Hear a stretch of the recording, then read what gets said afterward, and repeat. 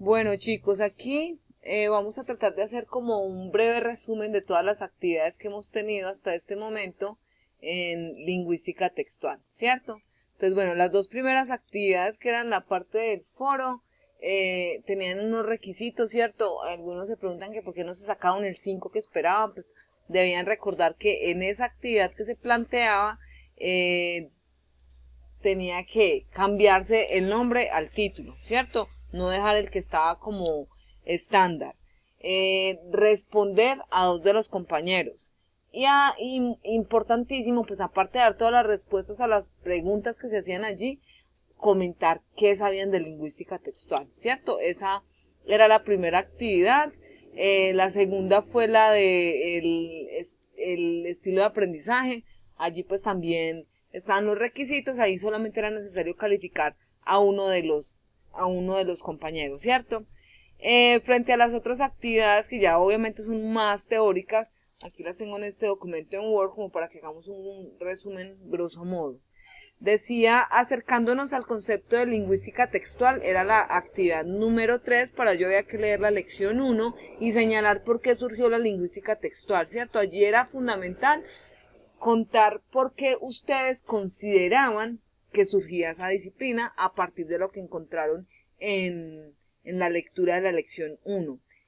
Muchos supieron dar esa respuesta en la medida que lo pusieron desde su posición, porque la pregunta era ¿por qué considera que surgió la lingüística textual?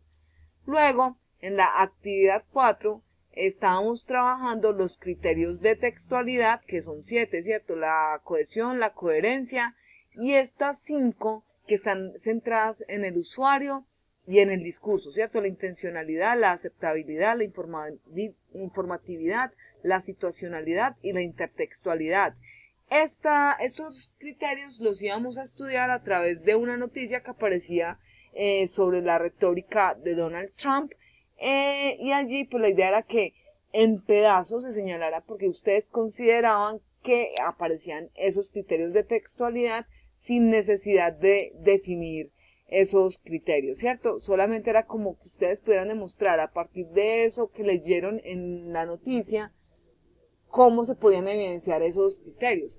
La idea no era que los ejemplificaran definiéndolos, sino nada más señalándolos, pero señalándolos de la manera más clara.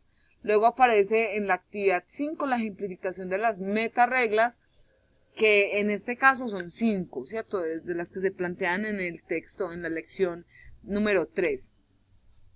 Aparecen catáfora, anáfora, elipsis, paráfrasis y sustitución léxica. Estas dos últimas son muy similares. De hecho, pues con que se ejemplificaron a las dos podríamos pensar que es suficiente, pero pues como se dieron cuenta en el documento, la sustitución léxica es un poco más de sinonimia, ¿cierto? Conceptual, mientras que la paráfrasis es un poco más desde lo contextual. Cómo yo puedo cambiarle el nombre a un concepto con otro, pero siempre que esté relacionado con el, ese primer objeto que se menciona, ¿cierto? Allí se habla de el redentor, de nuestro redentor en la lección, ese es como el ejemplo, ¿cierto? La elipsis es como ya no tenemos que volver a repetir algo, sino que lo podemos omitir porque ya el mismo contexto dentro del texto nos da esa noción.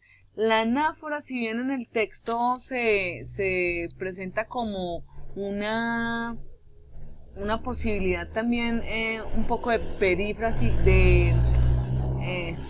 se me da el nombre, de redundancia, ¿cierto? De repetir esos conceptos, pleonasmo, también es un poco una metaregla, un mecanismo en el que puedo referirme a algo que ya mencioné, solamente con determinantes o con deixis, sin necesidad de volverlo a referir, ¿cierto? Y la catáfora es al revés, mencionarlo antes de, ¿cierto? Allí no era necesario que se dieran las definiciones, sino los ejemplos. Y cuando yo les digo a ustedes con ejemplos reales, se trata es de buscar que ustedes cuando estén leyendo los documentos, no solamente hagan esa lectura desde la comprensión de lectura o de la unión de fonemas y morfemas, sino desde cómo ustedes leen hasta la interpretación, de encontrar esos diferentes mecanismos en esas escrituras de esos textos. Algunos lo que hicieron fueron irse para páginas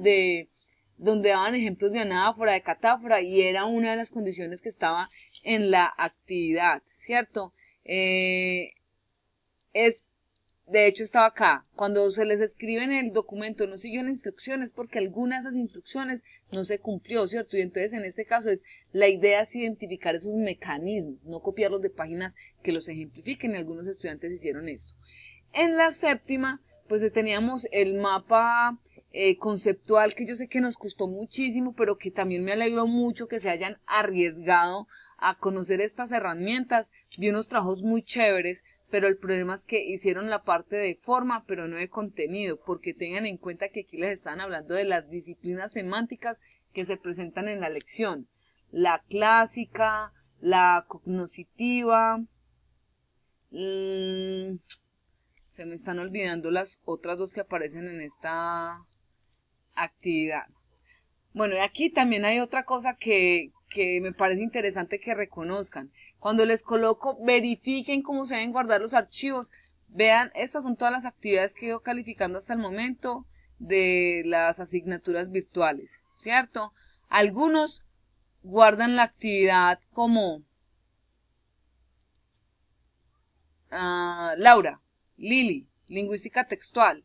En el momento que ustedes lleguen a pedirme a mí, pues, información sobre, o actividad 5, vean todos los que guardaron esto como actividad 5, lleguen a pedirme información sobre esas actividades, pues yo no voy a tener un referente en mi computador, ya sería necesario ir hasta la plataforma, abrir, ir a cada uno de esos pasos para poder encontrarlo. En cambio, si ustedes me lo guardan así, cuando yo les digo actividad número y el nombre es esto, ¿cierto? Actividad 3, Rosalía Osorio. Actividad 5, Milena Henados, que lo guarden con su nombre para que le den una identidad. Si colocan Lili, pues me imagino que hay varias Lilianas acá, entonces eso va a ser un poco más complejo. Bueno, las 6, esas son las que tenemos calificadas hasta el momento, ¿cierto? Yo sé que en el tema de la teoría de pronto pueden haber algunos vacíos, pero en serio, yo necesito que ustedes me pregunten, que me cuestionen qué es lo que necesitan para yo poder tratar de darles un enfoque. Máxime que estos documentos que están en Univirtual, ya sabemos que hay que actualizarlos un poco, porque hay teoría que se puede un poco mejorar para que ustedes se puedan conectar más con ella, pero de todas maneras lo importante es que ustedes se vayan cuestionando paso a paso qué es lo que van encontrando en esos documentos para que tengan una apropiación. Muchos se quejan que porque no tuve en cuenta el esfuerzo. Y chicos, yo les tengo en cuenta el esfuerzo. Me parece que el hecho de arriesgarse a una asignatura virtual, semipresencial, en una carrera que es presencial, pues es un reto muy grande, además que les da la posibilidad de tratar de acercarse a esta nueva manera de enseñanza, pero ese esfuerzo es invaluable, ¿cierto? Eso no está dentro de los requisitos de las instrucciones para la nota. Entonces, por eso estamos pensando en la oportunidad de replantearnos algunas actividades para que ustedes, bueno, hacer como el refuerzo de eso para que puedan primero aprender, que es lo que me parece más importante, y segundo, pues lograr el objetivo que es ganar la asignatura, ¿cierto? Entonces, para ello se supone que nos íbamos a ver mañana en la universidad, pero resulta que no hay salones.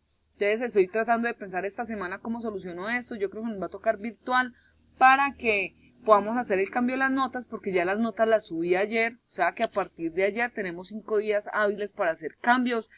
Yo estaré enviándoles entonces la propuesta. Se supone que hasta mañana tienen plazo para enviar las preguntas a través del foro. Solamente una persona ha hecho una pregunta y esa pregunta pues obviamente ya tiene un 3. De hecho, miré en las calificaciones, ya le puse su 3 y de 2 pasó a 2.75, lo que equivale a un 2.8. Entonces es importante que realicen esa pregunta, sobre todo para los que tienen el 0. Y para los que perdieron la materia, pues entonces estaré pensando en qué actividad.